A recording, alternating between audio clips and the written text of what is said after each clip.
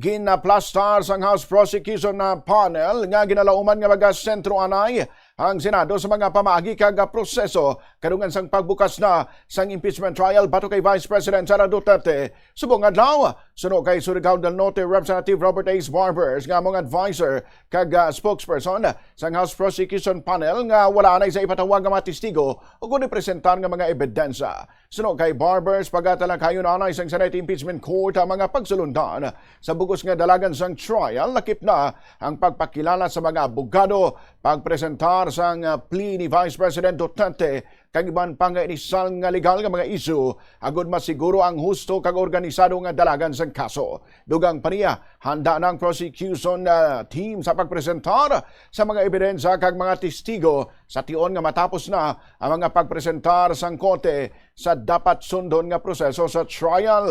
Ginpunto man sini nga ang desisyon sa impeachment trial magabase sa mga ebidensya sa konstitusyon kag sa kamaturan kag hindi sa mga pahayag nga para lamang magasimpatiya sang suporta sang publiko. Nibaluan nga magatubang sa trial subong adlaw si Duterte bangod sa maligasyon nga nagalakip sa ginaligar nga sala nga paggamit sang Vice President sa 612.5 million pesos nga confidential funds amo man ang paglapas sa konstitusyon nagasululobra nga manggad sini kay iban pa nga nagkalailain nga mga akusasyon nga ginapangatubang sini.